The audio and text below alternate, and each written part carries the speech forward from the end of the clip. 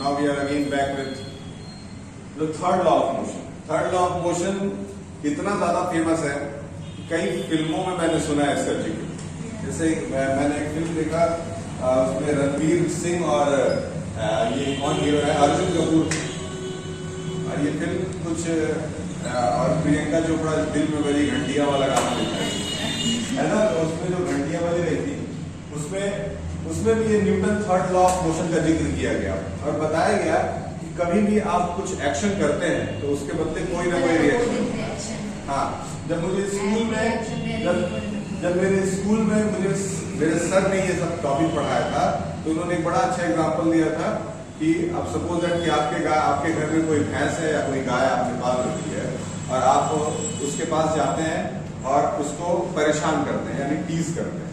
अगर आप उसको टीज करते हैं, अब एक डंडा लेकर के उसको ऐसे खोले जा रहे हो, मारे जा रहे हो, तो पहले तो वो क्या करेगी, पहले तो अपने आप को एडजस्ट करने की कोशिश करेगी। लेकिन अगर आप बाज नहीं आते हो तो फिर वो उल्टा लात आपके ऊपर चलाएगी और हो सकता है उसमें आप घायल हो जाए।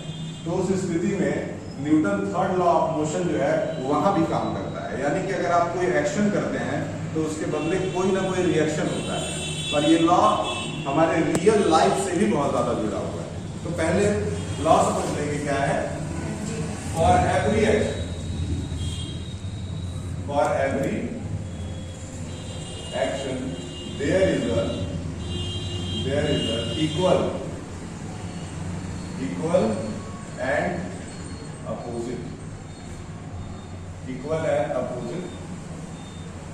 reaction. For every action there is equal and opposite reaction. बहुत सारे एग्जांपल्स हैं इसको समझने के, लेकिन जो सबसे बेसिक एग्जांपल जो हम लेना चाहेंगे यहाँ पे वो हम लेंगे एक रॉकेट का, एक फ्लाइंग रॉकेट का। ठीक है, हमारे पास हमने क्या करा, एक रॉकेट ड्रॉ कर लिया। ठीक है, ये रॉकेट कुछ इस शेप का है और इस समय दिवाली का त्योहार भी है तो रॉकेट से ज्यादा आपको समझ में आएगा। ठीक, ये आपका क्या था, एक रॉकेट था जिसका अपना एक लेंथ था, यानी कि मान लेते हैं इस रॉकेट की जो हाइट थी वो h हाइट है। ठीक, ये इसका क्या है, सर्कुलर एरिया है जिसको हम लोग पाई आर स्क्वायर से भी डिनोट करेंगे एरिया अगर निकालना हो। अब हम लोग यहाँ ये देखते हैं कि यहाँ से कुछ गैसेस जो है वो बाहर निकलते हैं जब ये रॉकेट फ्लाई करने की शुरुआत करता है ना। और ये जब गैसेस बाहर आते हैं तो गैसेस का जो फोर्स है वो, now we are back with the second law of motion. Now see what is second law of motion.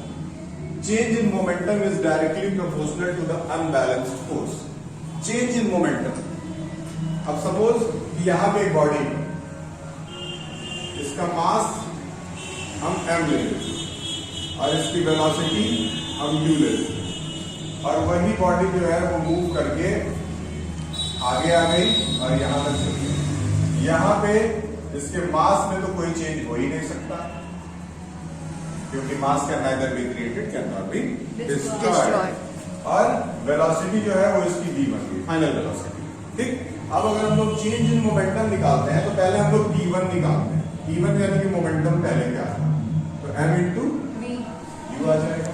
ठीक, दूसरी तरफ मोमेंटम निकाला जाएगा तो m इंटू v आ जाएगा, है कि नहीं है। चेंज इन मोमेंटम को हम लोग कहते हैं delta p। Delta p is equal to होता है p2 माइनस p1। कोई समस्या वाली बात है नहीं है। डेल्टा p अगर निकाला जाए तो p2 की वैल्यू क्या है, m इंटू v, और p1 की वैल्यू क्या है, u। अब delta p is equal to क्या हो गया, m कॉमन लेंगे तो v minus u। Change in momentum का ये फॉर्मूला है, याद रहेगा। एक बार फिर से रिवाइज कर लेते हैं। बॉडी पहले इनिशियली यहाँ थी तो उसकी इनिशियल वेलोसिटी थी u, मास है m। बॉडी यहाँ से मूव करके यहाँ आ रही है तो जाहिर सी बात है उसके पीछे क्या लगाया गया, अनबैलेंस फोर्स अप्लाई किया गया। अनबैलेंस फोर्स अप्लाई करने के बाद बॉडी आ गई यहाँ, और जैसा कि आप सब यहाँ देख पा रहे हैं कि अब बॉडी की जो फाइनल वेलोसिटी है वो बन गई है v, और उसका मास m ही रहेगा क्योंकि मास चेंज नहीं होता है। अब हम लोगों ने अगर p1 निकाला यानी momentum in the initial phase तो m इंटू u आ गया, लेकिन जब momentum in the final phase निकाला गया तो m इंटू v आ गया। कोई प्रॉब्लम है इसमें? अच्छा, अब हम लोगों ने डेल्टा p निकाला। डेल्टा p का मतलब p2 minus P1 P2 minus P1 किया गया तो MB माइनस MU किया जाएगा। M आप कॉमन ले सकते हैं क्योंकि मास दोनों कंडीशन में सेम है। तो चेंज इन मोमेंटम का फॉर्मूला क्या बनता है? MB minus U। कोई प्रॉब्लम है? यहां तक समझ में आ गया? ठीक।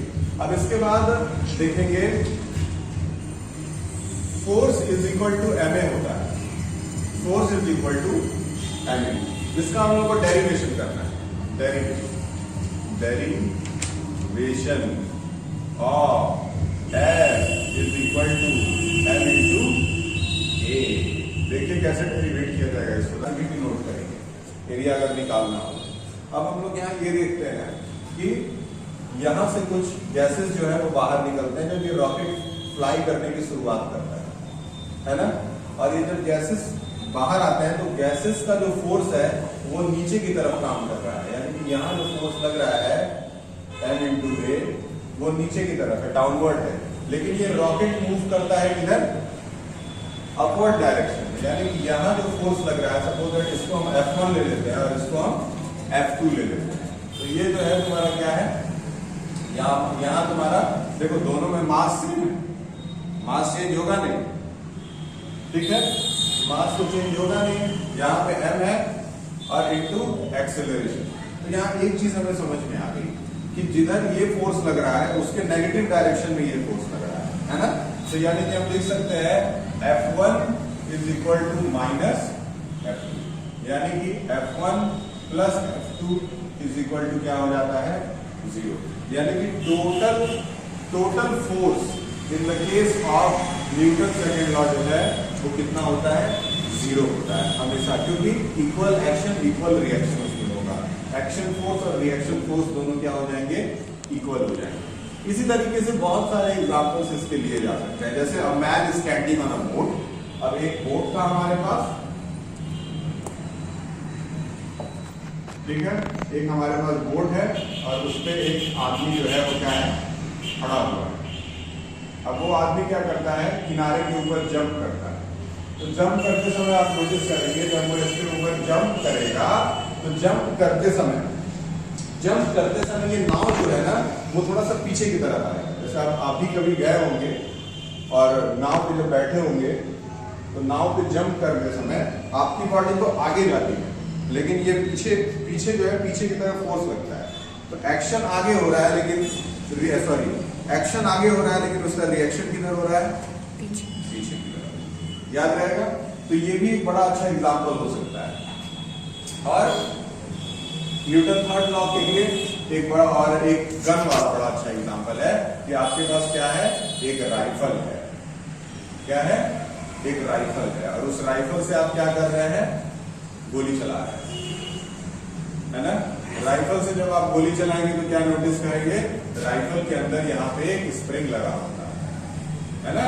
और स्प्रिंग से वो गोली निकलती है और गोली जो है वो सामने के डायरेक्शन में मूव करती है। लेकिन ठीक उसी तरह से एक रिएक्शन फोर्स पीछे भी काम करता है, जिसकी वजह से राइफल पीछे जो है पीछे की तरफ फोर्स लगता है। तो एक्शन आगे हो रहा है लेकिन उसका रिएक्शन किधर हो रहा है? पीछे की तरफ। याद रहेगा? तो ये भी एक बड़ा अच्छा एग्जांपल हो सकता है। और न्यूटन थर्ड लॉ के लिए एक बड़ा और एक गन वाला बड़ा अच्छा एग्जांपल है कि आपके पास क्या है? एक राइफल है। क्या है? एक राइफल है और उस राइफल से आप क्या कर रहे हैं? गोली चला रहे हैं, है ना। राइफल से जब आप गोली चलाएंगे तो क्या नोटिस करेंगे? राइफल के अंदर यहाँ पे एक स्प्रिंग लगा होता है ना। और स्प्रिंग से वो गोली निकलती है और गोली जो है वो सामने के डायरेक्शन में मूव करती है। लेकिन ठीक उसी तरह से एक रिएक्शन फोर्स पीछे भी काम करता है, जिसकी वजह से राइफल से जब आप गोली चलाओगे तो आपका बंदूक जो है वो पीछे के डायरेक्शन में आता है।